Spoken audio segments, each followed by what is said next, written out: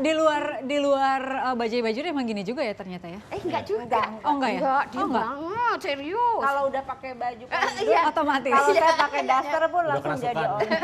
Iya kayaknya. Di rumah ada daster tapi Rike. Ada.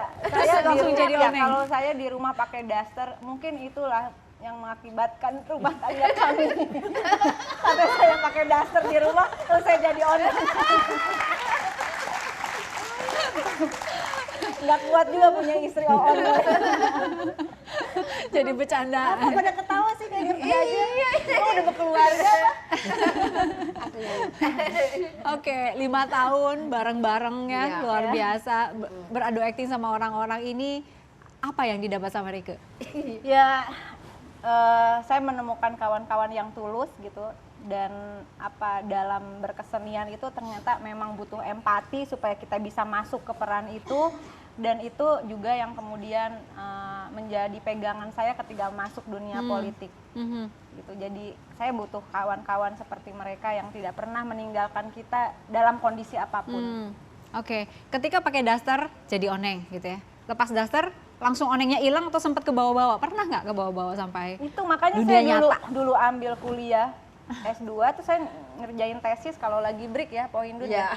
Lagi break saya ngerjain karena betul-betul kita udah nggak ada yang tahu nama asli kita siapa di situ. Saya panggil dia Pohindun ya. Dia panggil saya Oneng gitu, saya panggil dia Knalpot. Jadi emang kita nggak ada yang kadang-kadang udah nggak tahu diri kita nih siapa sebenarnya. Saya kuliah pun saya suka masih ke bawah gitu ya. Saya bingung nih dosen ngomong apa sih dari tadi ngoceh sendirian gitu. Itu masih terbawa gitu. Oh gitu. Dan untuk hilang lagi itu saya butuh waktu juga Berapa 1 tahun lebih. Baru Lepas dari saya bisa kebloonan lepas. oneng itu? Hah? Kebloonan oneng itu? Ternyata belum lepas. Belum lepas sampai sekarang ternyata. Lebih Kebayang inilah. nggak sih waktu itu oneng itu mau jadi anggota dewan tuh waktu itu kebayang nggak? Mbak. Kebayang. Soalnya kan kalau di kadang-kadang makanya kayaknya lu nggak pantas ngomongin politik gitu. Jadi, hidup kita sehari-hari itu sebenarnya yang ada aib Mbak gitu.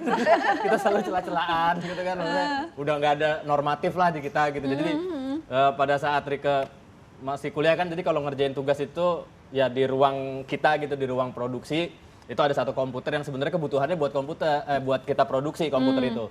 Nah begitu Rike masuk di situ udah nggak ada yang berani ganggu. Yang penting beliin kita makanan selesai. Jadi udah jadinya ya dari Kalau situ. ada yang ganggu emang reaksinya gimana? Ya udah paling dia ngenyot tangan gitu. Itu kebiasaan dia. Kebiasaan. Apa sih udah orang-orang ini ya Allah. Wah, harusnya tahu lah, harusnya tahu. Oh ya. Kebiasaan dia Itu gitu. kalau apa Kalau kebiasaan itu stres keluar? apa gitu ya udah Hah? ngenyot jempolnya udah Ngenyot tenang dia. jempol. Nah. Iya. Oke. Dan jempol kaki puas. Jadi kita Coba lihat tahu jempolnya di sampai situlah. peot-peot Jempol nggak? kaki. Nah disitulah akhirnya udah tujuannya mulia lah. Pada saat itu gitu kan udah kelihatan lah kalau besarnya nanti udah adik kita ini besarnya jadi politikus, kita udah ngebaca. Mukanya kayak gini. Kangen nggak sih main sinetron lagi Hah? Kangen banget. sama orang-orang ini? Kangen. Iya, saya juga Bahkan kadang-kadang setelah mereka datang di mimpi saya, itu yang menjadi mimpi buruk.